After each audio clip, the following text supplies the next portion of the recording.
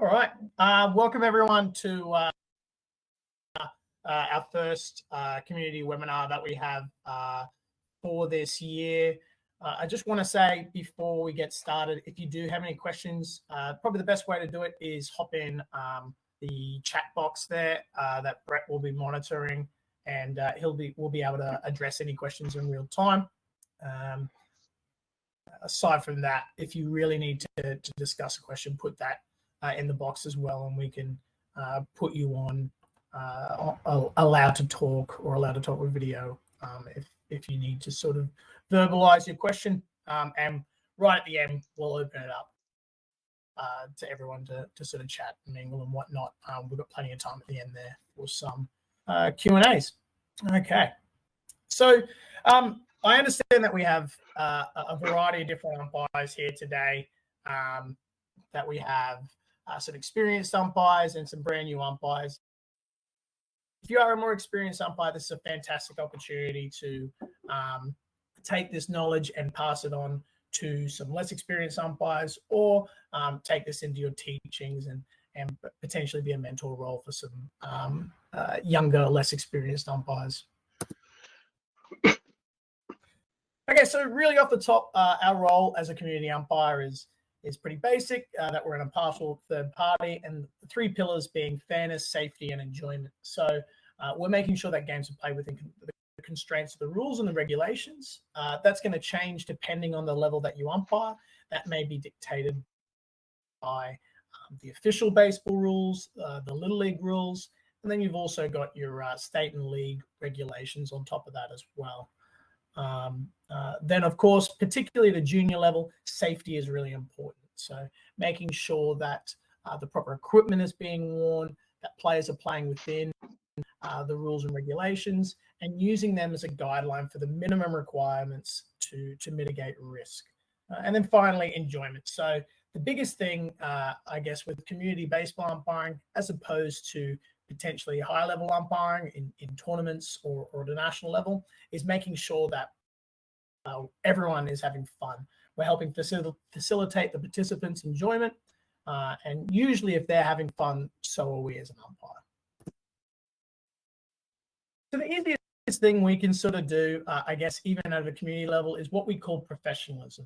And I sort of put that in inverted commas there, because even though we are not necessarily professionals on the field at a community level, we want to have a sense that we are coming to the field in the right mindset, that we are not an amateur sort of unprepared dad or parent or coach or player, that we're coming to the field in a mindset that we are bringing the best possible umpiring we can to the field. So thinking about the game in advance, what your successes are in umpiring, what your shortcomings are, and how we're going to mitigate them.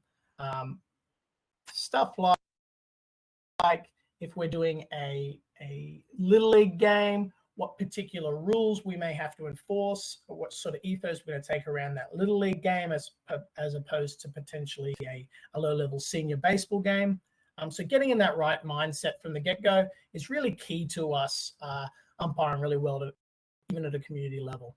A really basic part of professionalism is making sure we're at the plate meeting in a timely manner.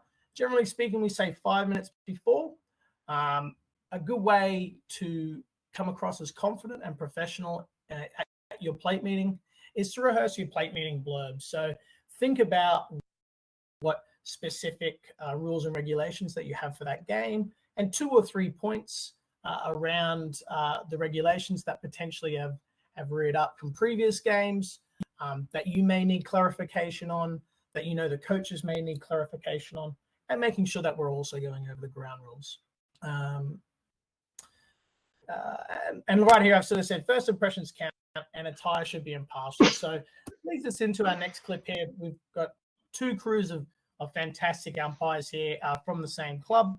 The one on the left here and the one on the right, I just want to highlight a difference. In the very first thing that we should do with our attire is make sure that we try to remove any sort of undue or prejudiced bias towards our roles. So As we can see, this father-son combo on the left, which is fantastic, seeing a father-son combo umpiring together.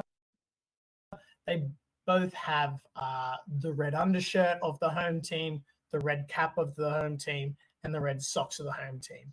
Straight away, as soon as we step out on a community field, we're going to get undue prejudice against us because we're identifying with that team, despite the fact we're meant to be an impartial party.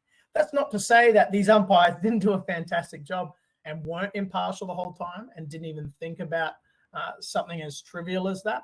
But we just want to remove that first impression that we are a Wanneroo umpire or a Redcliffe umpire or a Blacktown umpire. We want to be just the umpires for this game. And the easiest way to do that is just making sure that we don't have any sort of attire that links us to either team. So you can see the umpires on the right here, even though they're not dressed particularly in the most professional clothing, as far as grey slacks and the right hats and whatnot. This is perfectly acceptable and recommended for a community setting. As you can see, they're both wearing neutral attire and the proper umpiring shirts. Oftentimes at a community level, particularly if we're coming off a baseball field as a player or a coach, we'll see those baseball pants on the field. As you can see there, if you're wearing a team affiliate belt or whatnot, try to take that off as well. So making sure that we don't have any undue bias before we enter the field is really appropriate. Community baseball in particular, it's okay to be friendly on the field. I think sometimes we can feel that we need to be standoffish or we can't communicate to teams because we want to seem impartial. We don't want to take it that far, okay? Community baseball is a community. We want to humanize the element of umpiring in our games. So one of the best ways to humanize our role and the teams is, for me, trying your best to memorize key names. So at the plate meeting, when you meet the coaches, try to remember both of their names. If you're like me and you get a bit of name blindness, don't be afraid to ask after the fact. You know, hey, it was Brett, it was Tom, right? Yep, perfect. Rather than using role-based names such as hey coach, hey Skip, you know, or especially hey you, that dehumanizes the interaction. And then if we have any potential conflict management or favors to ask or basically any discussion, it's going to start off as a dehumanized interaction. The three most important people that we can try and remember are the coaches. In a community setting, try to remember the scorers' names, or at least one of their names if you can. Meet them before the game, after plate meeting. Oftentimes in community baseball, they're just at the back net there. Okay, they're going to be your best friends sometimes with stuff like runs across the plate rule, substitutions, and potentially we may even delegate time limits to them to monitor. The final person, the most important player on the field that we can learn our name from if we are the plate umpire is our catchers. If you can learn the catcher's name, again, that humanizes the interaction between you and the player. If you are a plate umpire, you're going to have a lot of discussion around balls and strikes throughout your plate umpiring career. And that can be a lot easier if you're on a first name basis with your catcher. And finally there, I've just written the point, just make sure fraternizing doesn't detract from your job. So it's okay to be friendly, but it becomes a problem when it's slowing down the game between innings. We're not keeping the game moving. It becomes a problem when we are talking to one team too much more than another team because of, like we said before, that unjust, undue prejudice that comes from teams, fans, spectators, players and coaches. So just make sure that when we are talking to coaches and players and people on the field, that it doesn't cross that line where it becomes unprofessional, so to speak. probably the biggest thing you can take away from community umpiring is working together with different umpires, and the old cliche of teamwork makes the dream work. Throughout community umpiring, you are going to umpire with a diverse background of umpires, people that you've met several times, that you've worked with several times, people you've never met before, people that have never umpired a game, and people that have umpired for decades. So understanding your partner's experience and potentially just baseball knowledge is really key to our success as a community umpire and our performance on the field as a team together. So a really good example of that is, let's say you're working, you're the plate umpire at a junior baseball game, and you show up and the away team provide the base umpire in this particular situation, and it's a dad who is in their first year of umpiring. They've put up their hand, they've gone to a community course, but they have limited baseball knowledge, and they haven't really umpired before. It's a perfect opportunity, if you're a little bit more experienced, to become a mentor for the day and take that sort of unofficial crew chief sort of role in the umpiring relationship. So get together between innings, talk about plays, help talk about, what they've done well, what they can do better. There's going to be situations where they're not going to be ideally working within the system. So being flexible with the way you umpire to make the crew work. For example, if a umpire goes out on a fly ball or a ground ball to the right fielder, and then there's a play at second, recognizing that us as the plate umpire, we might have to take that play at second because for whatever reason, the base umpire has forgotten to come inside and take that play. Or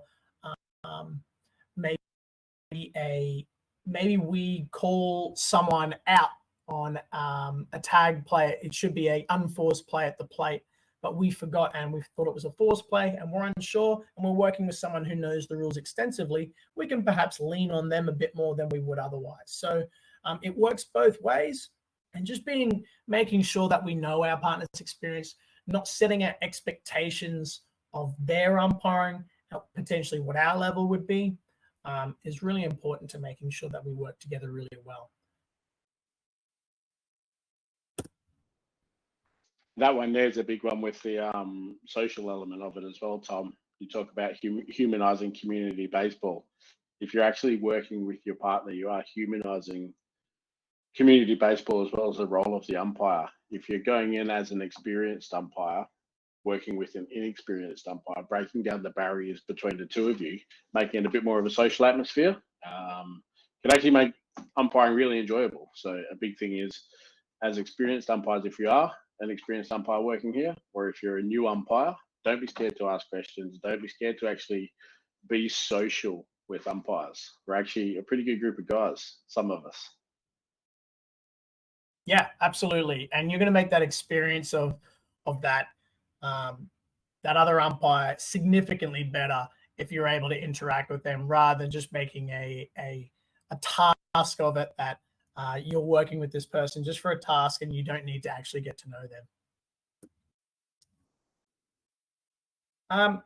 So our next slide here, disregard this actual image here. This kind of focuses on how difficult sometimes a pre-pitch planning may be. And as you can see in this 3-umpire image here, there's all kinds of arrows pointing everywhere of where we need to go and what we need to do.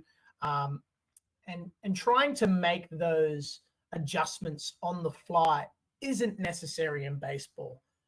Because of the stop-start nature of baseball, it allows us to plan a finite amount of plays in advance.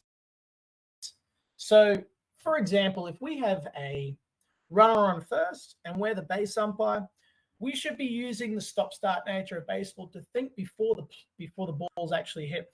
Okay, my possibilities are there's a potential for a double play. They could steal second. They could hit it into the outfield, and there could be a play at third base.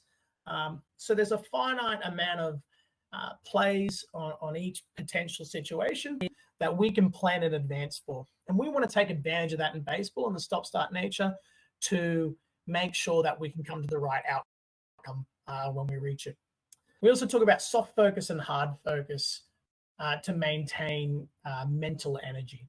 So a big thing with the stop-start nature of baseball, if we're hard focusing the entire time, we're going to be burnt out by the end of the game. We want to use the downtime between pitches to think about what may potentially happen, but not necessarily staring hard at the play, looking at the pitcher, making sure that his hands are doing exactly the right thing. We do what's called a soft focus, which is we take in our whole of field rather than one specific focus area, and that allows our brains to sort of recover from this hard focus, which is something like when the plate umpire has to make a ball strike judgment as the pitch is coming in, or as the base umpire when we need to hard focus to see if there is a check swing or a potential fair foul after the ball is hit. So flipping the switch between that soft focus and hard focus is really important for maintaining overall concentrated focus throughout the game. Another way we can conserve mental energy is breaking the game into smaller portions. So generally speaking, if the smaller you can break the game into, certainly from my experience, the more successful you will be. If you're thinking about the end of the game or the next inning or the next batter, then you're thinking too far ahead of yourself. Break it down pitch by pitch. Okay, after an inning completes, break down that inning. How do we go that inning? What do we need to refocus on for the next inning, et cetera, et cetera. That can help maintain our focus throughout the game. Have you got any other tips there as what helps you with focus, Brett? Breaking the game, the big one for me in my history, I'd get through 6 innings quite easily, and 7, 8, and 9 were always a struggle. Yes, that was a big one for me, is breaking the game out into small portions. A big part of umpiring is, one of the best things for umpiring is it's 2.5 or 3 hours where you can actually forget the world that's around you. So you can forget whatever problems have happened off the field, what's going on at work, what's going on at home, what's going on with the kids, what's going on with the partner, whatever the case is. It's a great time to actually kind of decompress from the world, and it gives you something that you can focus on. Cricket umpires have it a little different. They have defined the balls hits the keeper's gloves and it starts its way back around to the bowler, so it's defined that's when the ball's dead. We don't have that fortune in baseball. Something can always happen, but developing that soft focus and hard focus definitely is a great way to start, and knowing when and where you need to pay specific attention. It's fantastic.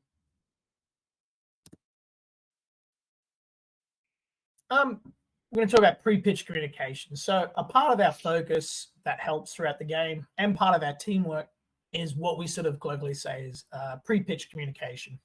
So it's a non-verbal communication that probably is more accurately described as like a between-pitch communication, because it may happen after a pitch depending on what type of signal it is. This, as we said, it helps maintain our focus. And no matter what this pre-pitch or between-pitch signal is, as long as we're on the same page as our partner, it doesn't really matter what the actual physical signal is, as long as it's not confusing for everyone else on the field. So do have a short video here that just talking about some examples of some pre-pitch communication. Bring that up.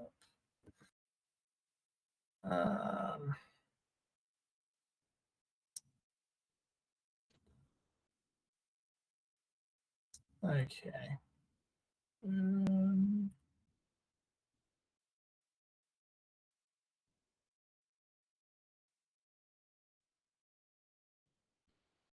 All right.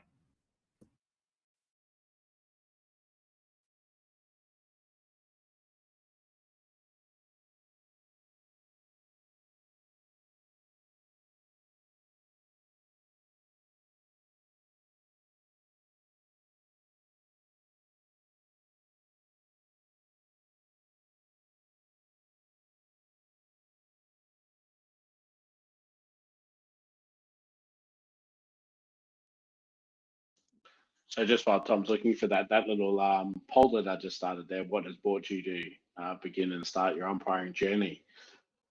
19 of the 25 online now have actually answered, and the resounding 36% are here to expand their rule knowledge, followed very closely by 9 of the remaining have children and or family that play baseball. So it's great to see. It sounds like we could have a couple of players and coaches involved here, as well as parents of kids or partners, brothers, sisters, whatever the case may be, here to learn a bit more about umpiring baseball.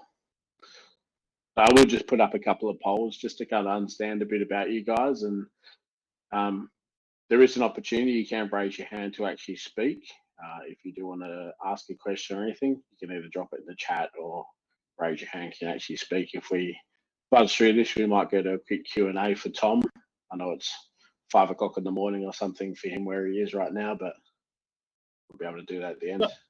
Sorry, Brett, did that tab not share? Oh, is that better? There you go. Oh God. Sorry. That's all right. I was like, why are you talking at the top? Okay, let's try that again. Sorry, guys. It is up.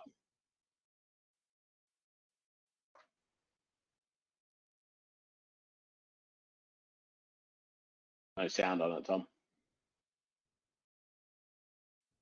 No sound. It's a shame. All right, that's all right. I'll just demonstrate instead. I tried to avoid demonstrating for this reason because it's 4 in the morning here, but that's okay. Let me just bring this back up. I apologize, everyone. Let's see. So I guess what I was explaining in the video is some examples of some pre-pitch communication. The very first and foremost one is just sharing how many outs there are, whether that be none out, 1 out, or 2 out. Okay, we want to differentiate 1 and 2 out between 1 arm and 2 arm because obviously from a distance that's going to look pretty similar. That helps maintain our focus as well. If we do that after every new out, that keeps us on the same page as of how many outs there are. And obviously we're going to change the way we umpire between none and 1 out and 2 out. Another really common signal is our infield fly signal, which you can see sort of at the bottom there. The most common of which is we sort of go hand across the chest. That indicates that there is a runner on first and second, or first, second, and third with none out, or we can do across the chest with 1 out and an arm extended or not. And that allows us to prepare in the situation of infield fly that we are ready to call that rather than trying to go through on the fly whether we have met the conditions for an infield fly. We'll talk about what actually is an infield fly in our next webinar of official baseball rules for dummies. Another signal that I like to get involved with even the newer umpires is if we have a catch, no catch on a foul tip or a drop third strike. It's a really good habit to get into if we're the base umpire. If you see a ball short hop the catcher or catch in the dirt, we can give a fist closed just by our side to sort of say, hey, yep, I've seen him catch it, or a hand open to say that it's hit the ground. If you've ever umpired behind the plate, you obviously know that it's really difficult, nigh impossible to see where a ball, whether a ball will short hop the catcher in front of you. So getting that kind of non-verbal communication from our base umpire isn't necessarily them making the call, because potentially we could have heard something different, but it's adding information. So that's a really good habit to get into, is if we see short hops with the catcher, just a hand closed or a hand open. And a bunch of you probably watch Major League Baseball, I'm sure, ESPN or whatever it's played on these days. And you probably see the umpires swinging their arms around, waving their fingers and all that to each other. So this is just a really brief explanation of what that's actually doing, telling each other, look, this is the situation. This is what I might be doing. This is what you should be doing. Kind of helps your learning, but it also helps you continue to build your knowledge and that focus within a game as well. A couple of small things that help you look a lot more professional within a game as well. And sort of, I guess the key to that is just making sure we're on the same page with our partner. So talking about this stuff before the game, you might forget that before the game, you know, these pre-pitch signals, but it's something that you can talk about during the game, and it helps maintain our focus throughout. Then we've just got our standard umpire signals. So some rules of thumb: strong mechanics portray confidence and improve your overall demeanor. What that means by strong mechanics is our physical signal should always be strong. It shouldn't, like if we have an out mechanic, it shouldn't be buried or seem timid. Same with our safe calls. And a strong voice should accompany all calls except for one particular call, which is our fair mechanic. What that does by being big and strong and confident is you're going to convince everyone else on the field that you know what you're doing and your judgment is correct.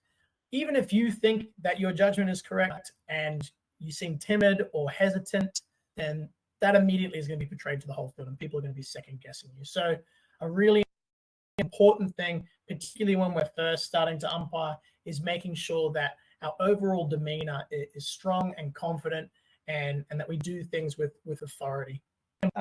Feel free to vary your mechanics. So if it's a wide open out at first, we might just come out with an out mechanic up here without really any voice.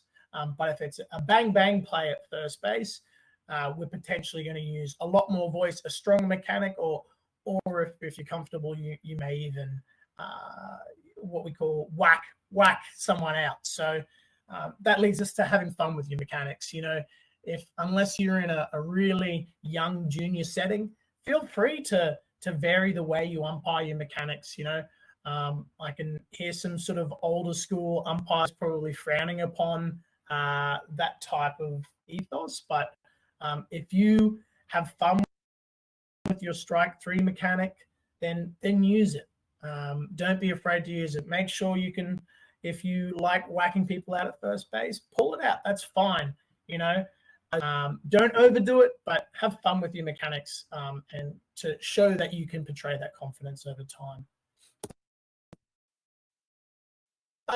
Obviously, a really big part of community umpiring is understanding at least our foundational rules. I've sort of tipped 4 rules here that are super important to progressing as an umpire. If you can take 4 rules that you can absolutely master, if you had 20 minutes just to read the rule book and you've never done baseball before, these 4 rules are probably the most important ones you can have jumping onto a baseball field. The first one, obviously, with balls and strikes, that makes up a large portion of our plate umpire role.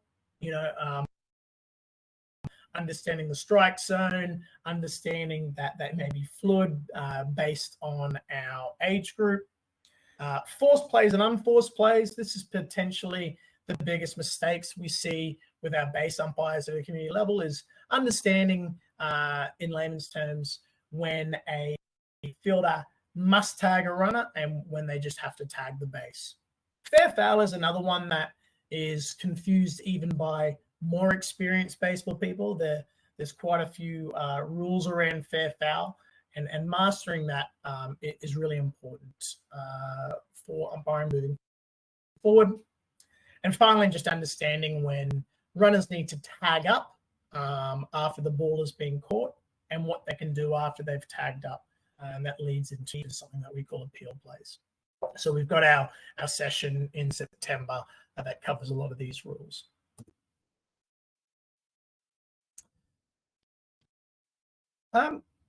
Another big thing about community umpiring is just making sure we get the call right. So some important parts of getting the call right is one of the first pillars of that is proper use of eyes. So make sure we are looking at the right thing. This is something that we teach in our community umpire accreditation sessions, what we should be looking for, what we should be looking at as the plate umpire, as the base umpire. I guess the most important thing that we need to look at in baseball is the ball. There's very little that can happen without the ball. There's absolutely nothing that can happen without the ball and the runner. So as a base umpire, we always want to be squared up to the baseball, wherever it is in the diamond. That's really important to make sure that we know what's going on with the baseball, but that we're not going to get hit by the baseball. Okay. As the plate umpire, oftentimes when the ball is hit, it may feel like we don't have a responsibility anymore, and the call is up to the base umpire. It's really important to have a second set of eyes on every single play. So as the plate umpire, that may mean getting out from behind the plate and watching a play at first base, because particularly in a community setting, it may not pan out particularly as we may have envisioned. The next point here is good timing. So good timing is an important part of the decision-making within umpiring.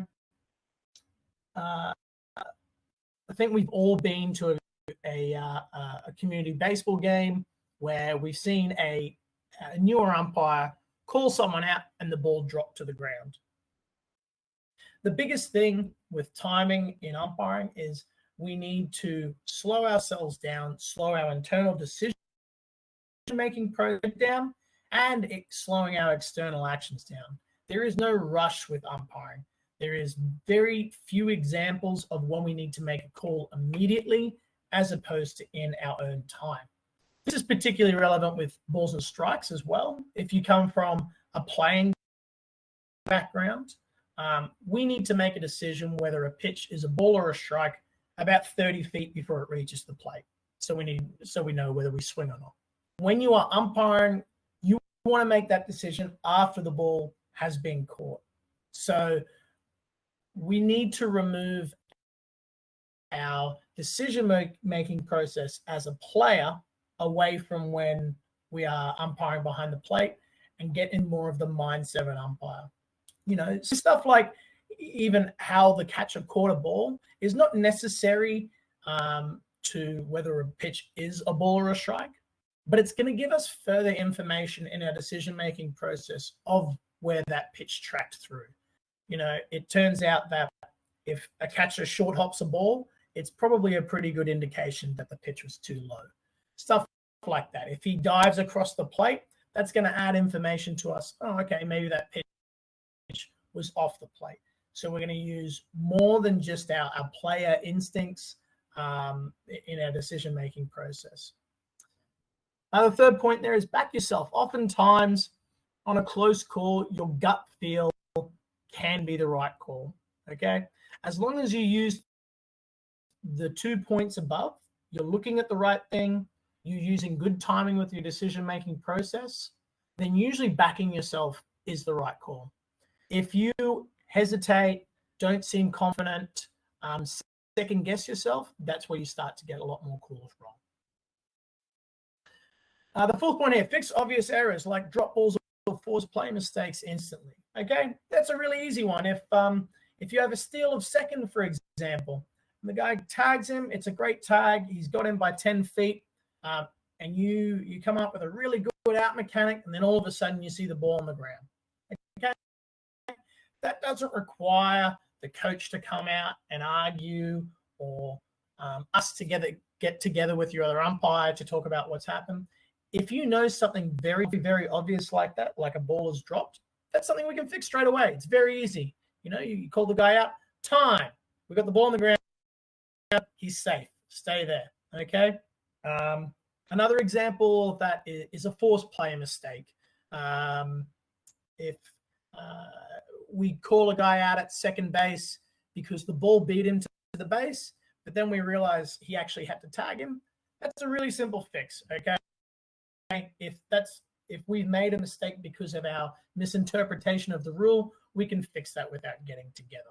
And speaking of getting together or crew consultation, we only need to do that if necessary. So we wouldn't ever do that if there's just a disagreement. Don't ever get together to appease.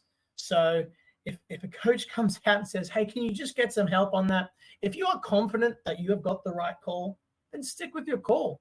Otherwise, we're going to get every coach and every manager coming out to argue every call. At a community level, they shouldn't necessarily be arguing anyway. But some examples of getting together if you've been screened on a play, so you couldn't see something because another player was in the way, maybe a pulled foot you couldn't see, stuff like that where we need an extra set of eyes, not necessarily because we're not confident even though we were in the right position. And finally, embrace failure. Officiating is all about failing, unfortunately. You're going to get calls wrong. Embrace that failure. Don't beat yourself up. Think about it as an opportunity to learn and what you can do better next time. And celebrate success. When you get a call right, be happy with yourself. Celebrate that. Don't be bashful. Brett, have you got any more points here about just some general points about what we can do as less experienced umpires just getting the call right? Oh, that's a good question. I'll put you on the spot. Yeah, it's for me, it's not about being scared to ask for help either. If you're going into your first season of umpiring and you're umpiring Little League, it is all about asking for help. If you go back to the very beginning, we're talking about fairness. We're talking about being impartial. Ultimately, at the level that we'd be umpiring at for community umpires, it's about being fair and impartial. And if you break down the rules of baseball, it ultimately comes back to what's fair. The rules were written to stop people from cheating, to make the game as fair as possible. So, the number one thing for me is don't be scared to ask your partner. Don't be scared to talk to people. If you've got questions, the only dumb question is the question you don't ask, because I can guarantee you there's about 30 people on this right now. 2 or 3 others will have that exact same question. So don't be scared to ask questions. Yeah, that final point's a really good one. I guess don't be afraid to, not necessarily during the game, but after the game, what we sort of call post-game discussion with your partner, like before they leave, with their kid or whatnot. Hey, have you got anything for me out there? What did you think of this? What would you have done? And that may not necessarily just be your umpire partner. You might want to reach out to a team. I would sometimes hesitate on the more technical umpire stuff, talking to managers and coaches. But if it's just a judgment call, and you want to talk about it, be prepared to embrace being wrong. But if you're in that right mental headspace, talk to people. They'll only want you to get better as well. You'll think you're right all the time until you see it on a TV screen. Never been wrong. I have a couple of times, apparently. I guess our final point about community umpiring is making sure you have fun. Embrace that social community atmosphere. Remember that everyone enjoys umpiring differently. Some people want to do as many games as they can in a day because that's intrinsically rewarding for them, just giving back to a community. Some people want to do it because they want to umpire at the high level they can. Other people are doing it to help out their club, help out their kids, be part of a community. Embrace the way you enjoy umpiring. That's going to be completely different from everyone else. I guess without getting sort of too nerdy, like our motivations are dictated by those 3 factors there: autonomy, competence, and relatedness. What that means is if you are not enjoying umpiring, it's probably because one of these 3 things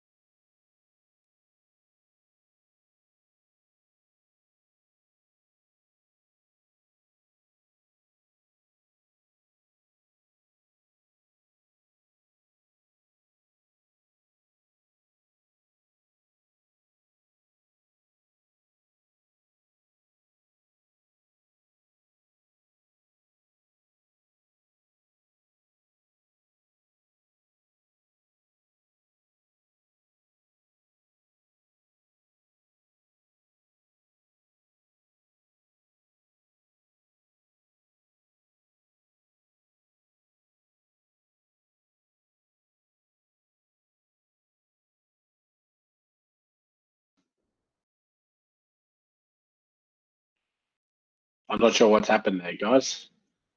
I thought it might have been my internet here in Perth, but I'll just flick Tom a message and he may have dropped out.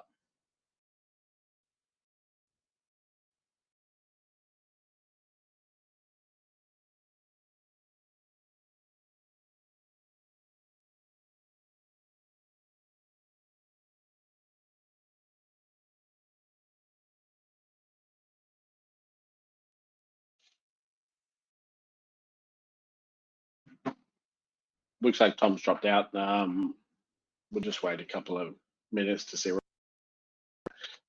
While he's gone, has anyone got any questions or any comments or anything they'd like to share?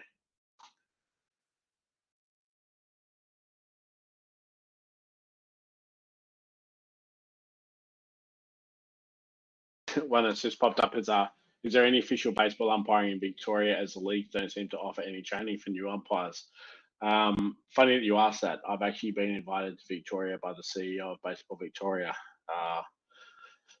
late September, last weekend, not the grand final weekend before. I'll actually be over in Victoria running Friday night a community course. Saturday, Sunday, I'll be running a association level course, I think on the eastern side of Melbourne, and then on the alternating side of Melbourne on the Sunday. So Matt, if you're keen, reach out to Baseball Victoria. I'll be over. I'll be bringing a couple of guys in from in the state to help, and as well as whoever I can grab from local as well. So love to have you along.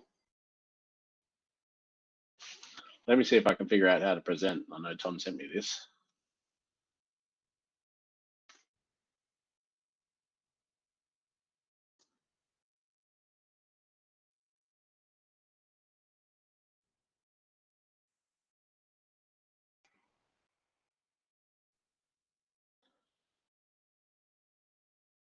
Actually looks like it was at the final slide anyway. So we won't keep going with that. Motivations to umpiring, like Tom said, dictated by autonomy, competence, and relatedness. That pretty much explains it for itself. We are umpires, we're type A personalities. We like to be in control. We like to run everything. So it's definitely us. If you're looking for mentors or like-minded people, umpire associations are an exclusive breed of individuals. So we should definitely look at engaging number one here through ARBU. It's just a newly formed national association for umpires in Australia. Goal with ARBU is to provide the association and higher levels of education, knowledge sharing, experiences for umpires nationally. We're going to harmonise everything and bring everybody under the one umbrella again. It's actually very exciting, the support that's out there. Baseball Australia have jumped on board and have a lot of support for it. Everything's really positive, so love to see people around more. And something I'm working on with Baseball Australia, the completely different sport, the AFL instituted a zero tolerance policy of abuse against green shirt officials. It's something that we've tried in baseball a couple of times. I think it's been more at a state-based level. So looking to get that kicked off for team, club, and association, all the local guys. So hopefully we can kick that off and really start getting a bit of support through the national program down to grassroots umpires. A couple of questions have popped up.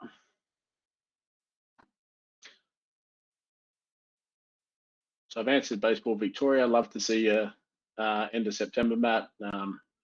Dalton's asked Westy how many games he umpired this season. Back when I was in the States, we did 140 game season and 15 or 16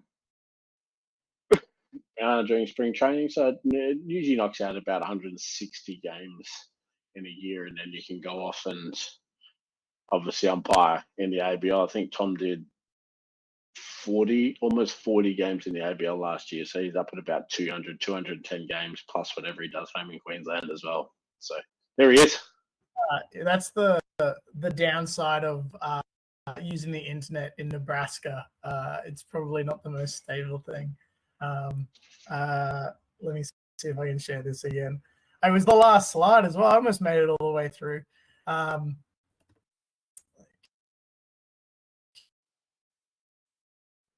did you manage to pad for 4 I minutes sure there, did. or? We threw some questions up. Got a couple of guys in Victoria interested. I'm heading over for a seminar at the end of September. Phil, to answer your question, if you just go straight to www.abu.org.au, I'll put that in the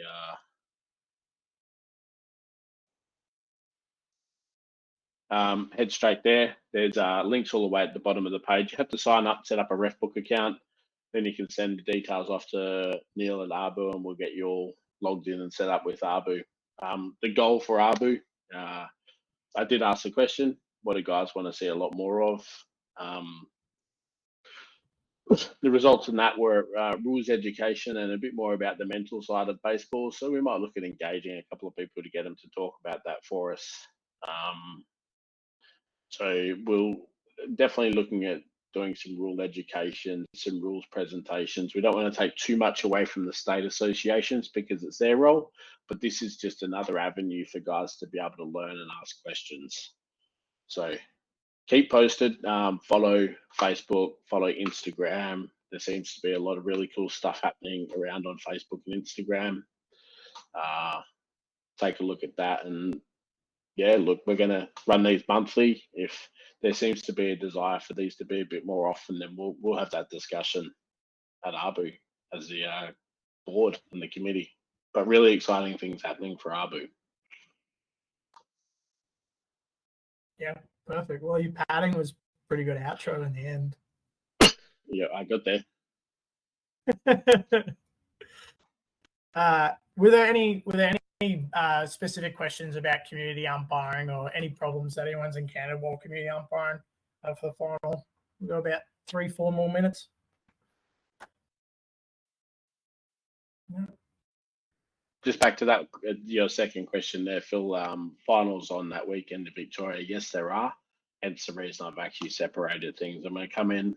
Hopefully, I can get 150 guys away to a community presentation on the Friday night, 2.5, couple of hours. I'm kind of hoping to run that around Altona. I would love to think that Altona might have a facility where we can put 150 new umpires in a room, but we'll see. And then obviously that east-west split. And if you turn up along to any of those, you'll learn a hell of a lot from a lot of good umpires.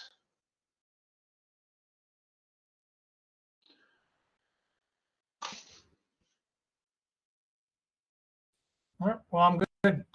Like as you can see, we're going to next webinar at the start of September, and as Brett said, it'll be a monthly thing. So we've got one in October and November, and then we'll have for the more senior umpires, we have some webinars planned around some sort of high level umpiring stuff. Sorry, Dalton did ask a question. You'll have to answer it yourself. How many games have you umpired this season? I did answer it. I think I said not as many as Sean. Yeah, not enough. Okay, you answered that.